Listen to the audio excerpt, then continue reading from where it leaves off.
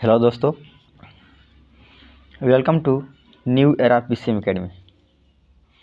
आइए आज हम लोग इस वीडियो में जो बिहार बोर्ड ने गेस्ट पेपर जारी किया है मॉडल सेट 2023 एग्ज़ाम के लिए नेट पे, उसका सेट नंबर 3 आज शुरू करते हैं। सेट नंबर 3 आज शुरू करते हैं और इसे क्वेश्चन को देखते हैं। चलिए वीडियो को शुरू करते हैं। देखिए, पहला क्वेश्चन बोल रहा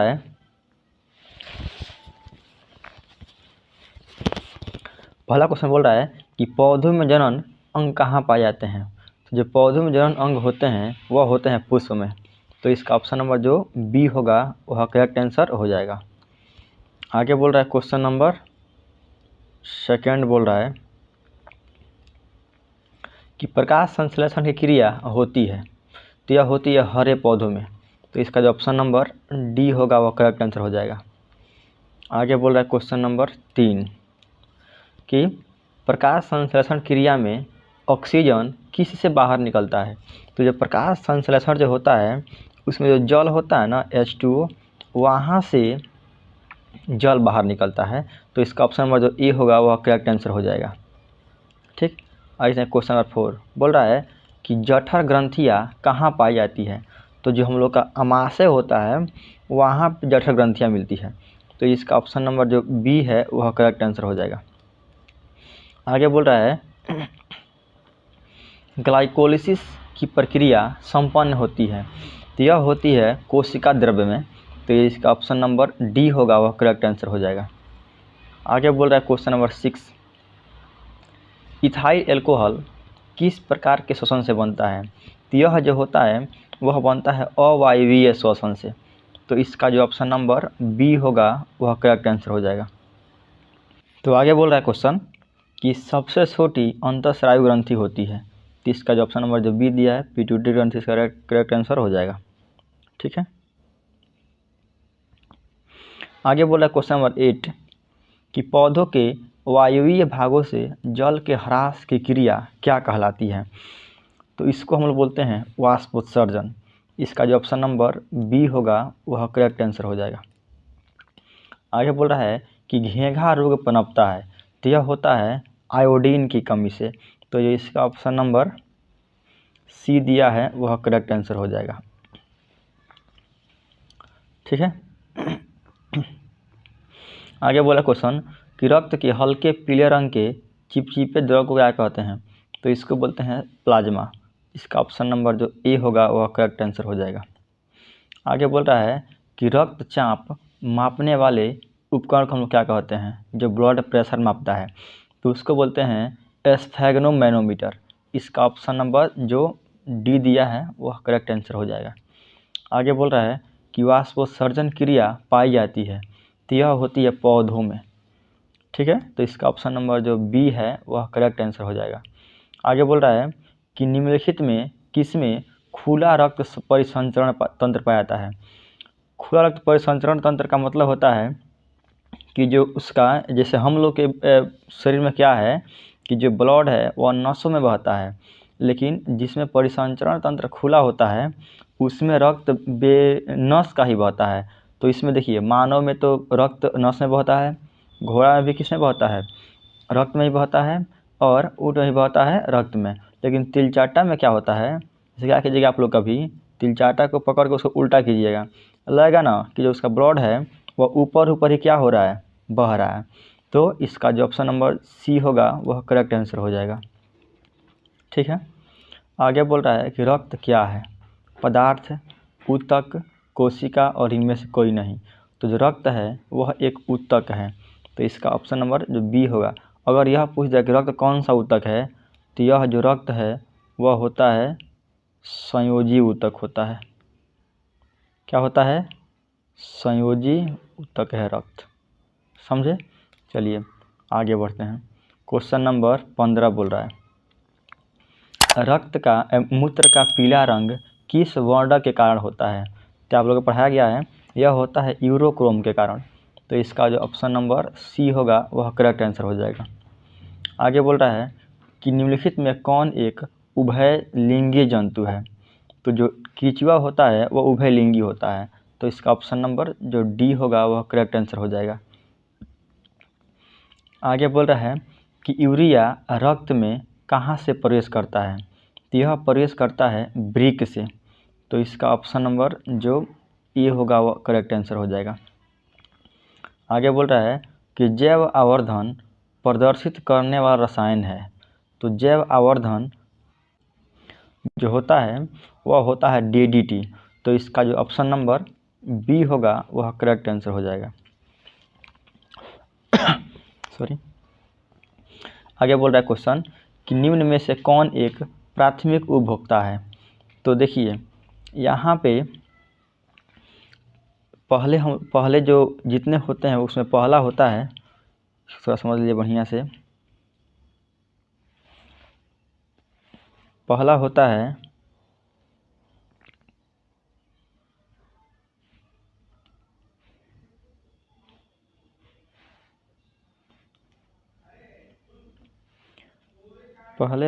उत्पादक, ठीक है, पहला होता है उत्पादक, समझे। उसके बाद से होता है उपभोक्ता, ठीक, और तब होता है अपघटनकर्ता,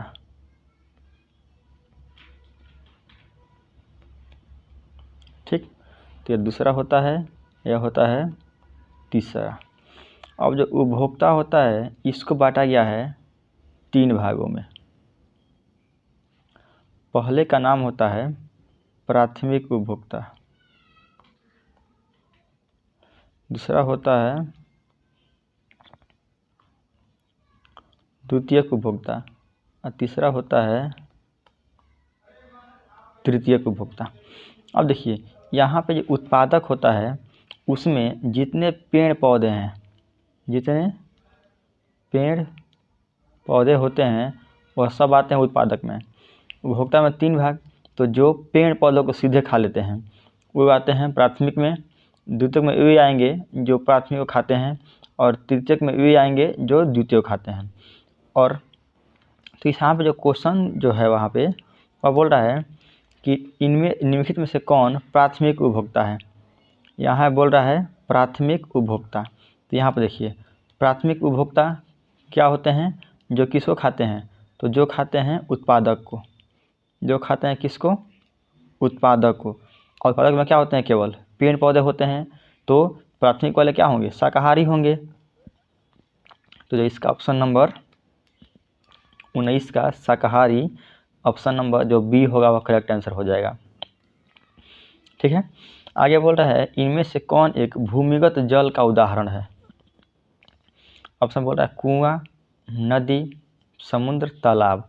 तो जो कुआं होता है वह भूमिगत जल का उदाहरण होता है, ठीक है।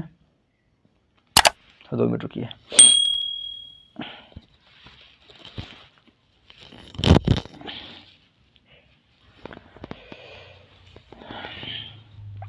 आगे बोल रहा है क्वेश्चन नंबर 21 कि प्राकृतिक चुनाव द्वारा जीवों का विकास कहलाता है।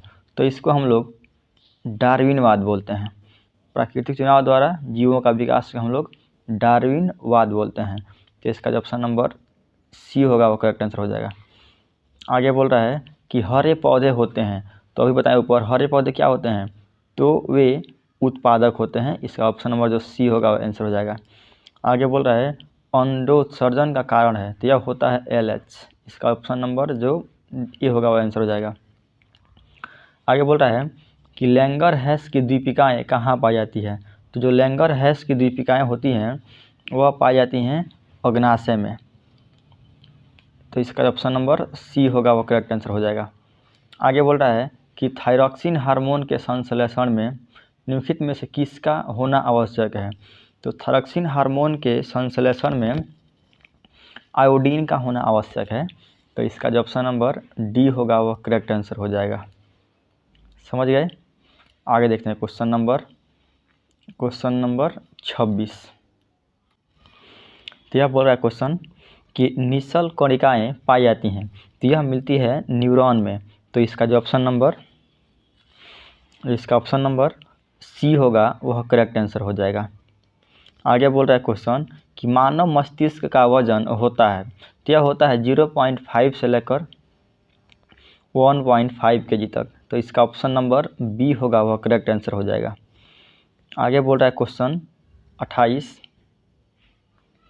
कि निकट दृष्टि दोष अथवा दूरदृष्टि दोष के निवारण हेतु प्रयुक्त लेंस द्वारा बना प्रतिबिंब होता है।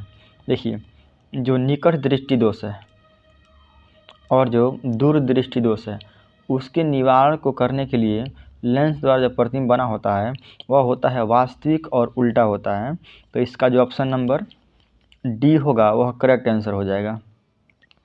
आगे बोल रहा है कि साइड मिरर के रूप में निम्नलिखित में से कौन प्रयुक्त होता है।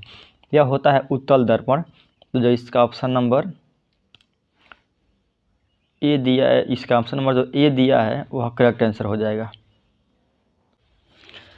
आगे बोल रहा है क्वेश्चन अवतल लेंस द्वारा प्राप्त प्रतिबिंब होता है। तो जो अवतल लेंस से जो प्रतिबिंब बनता है वह आभासी बनता है, सीधा ही बनता है, क्योंकि नहीं सॉरी यहाँ पे जो अवतल लेंस से प्रतिबिंब बनता है उसमें दो ही कंडीशन होता है, ठीक। इसमें या तो प्रतिबिंब फोकस से बने या इसके बीच में बने। तो यहाँ पे जो प्रतिबिंब होता है वो आभासी बनता है, सीधा बनता है और छोटा, हाँ तीनों होता है इसमें, ठीक है। तो यहाँ पे जो इसमें आभासी भी बनता है, सीधा ही बनता है और छोटा बनता है। तो इसमें से सभी इसका करेक्ट आंसर हो जाएगा। आगे बोल रहा है क्वेश्चन कि ऊर्जा का SI मात्रक होता है। तो इसका होता है ऑप्शन नंबर जो ए दिया है जूल, इसका आंसर हो जाएगा। आगे बोल रहा है क्वेश्चन आकाश का नीला रंग होना किस परिघटना पर आधारित है। क्या होता है प्रकाश का प्रकीर्णन। तो इसका जो ऑप्शन नंबर बी दिया है वह करेक्ट आंसर हो जाएगा।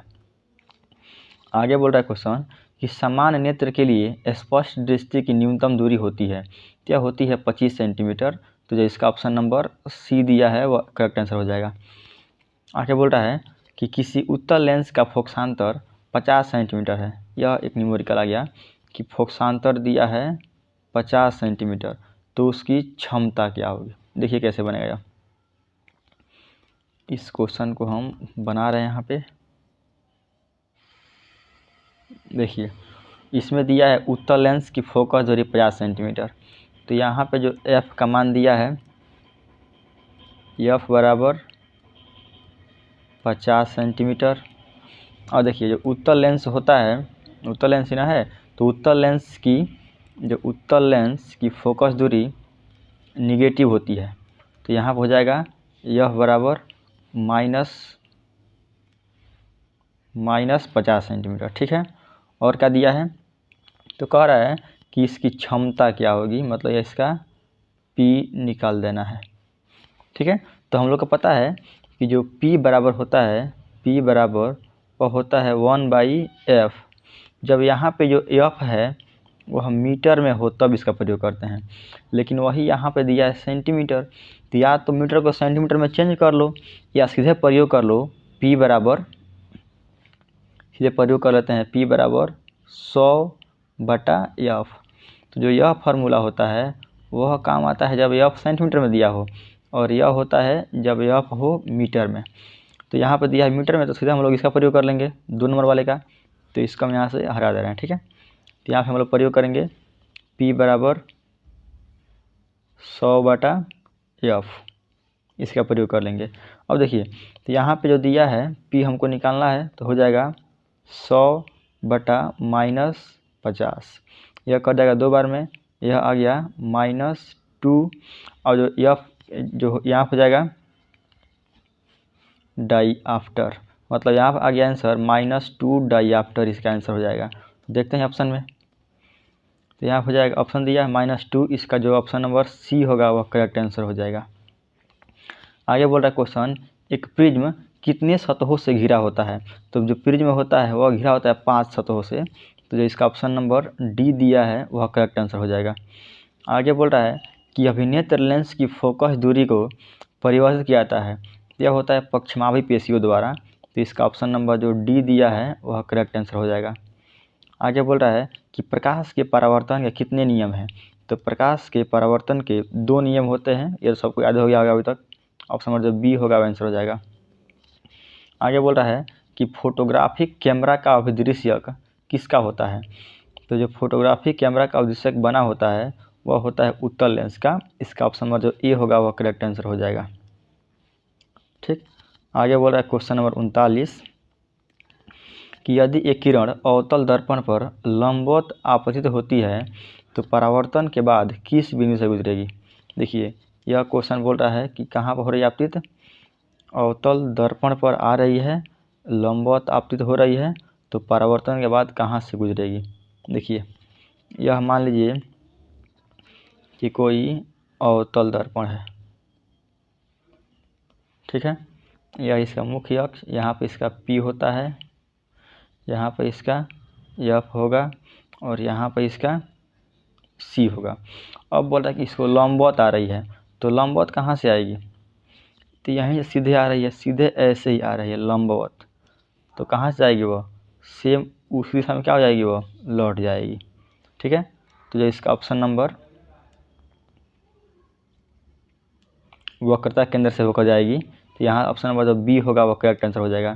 देखिए लंबवत आएगी अगर इस पे, तो कहाँ जाएगी वो, तो लंबवत आएगी इसमें अगर यहाँ से, देखिए अगर यहाँ पे कहाँ गया, 2 मिनट हो गया, देखिए यहाँ पे अगर यह ऐसे लंबवत आएगी तो यहीं से चल जाएगी, तभी कहाँ जा रही है, सेंटर से। अगर ये ऐसे आएगी लंबवत तो यहीं से चल जाएगी, मतलब कहाँ जाएगी वो हमेशा, तो हमेशा वह सेंटर से ही पार करेगी। तो इसका ऑप्शन नंबर जो हो जाएगा वक्रता केंद्र से। ठीक, आगे बोल रहा है क्वेश्चन कि, और आज का सबसे लास्ट क्वेश्चन बोल रहा है कि यदि एक प्रिज्म से एक वर्णीय किरण गुजरे तो इसका क्या नहीं होगा। देखिए एक वर्णीय का जो एक वर्णीय, इसको हम बोलते हैं मोनोक्रोमेटिक। क्या बोलते हैं इसको,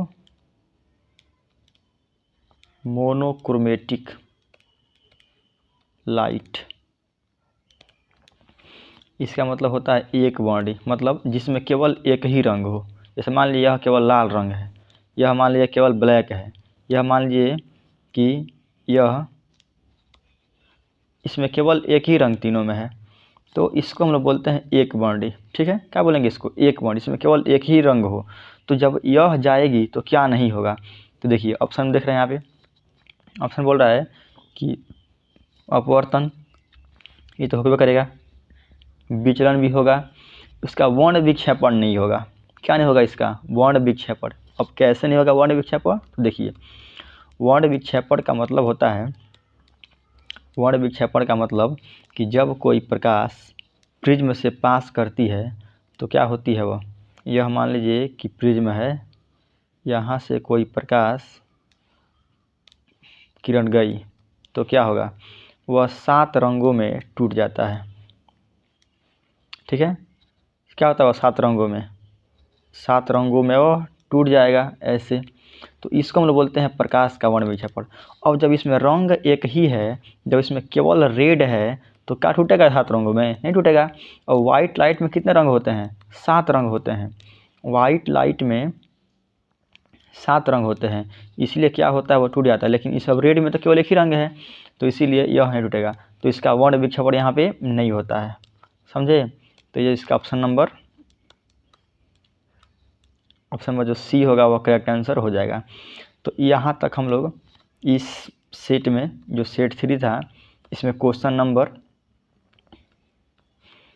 40 तक देख लिए हैं। अगर आप लोग को इस सेट में कहीं भी दिक्कत हो तो आप लोग बेहिचक कमेंट बॉक्स में पूछ सकते हैं। ठीक है, अगर आप चैनल पर नए हैं तो चैनल को सब्सक्राइब करें। अगर आपको वीडियो समझ में आए तो वीडियो को लाइक करें। ठीक, चलिए।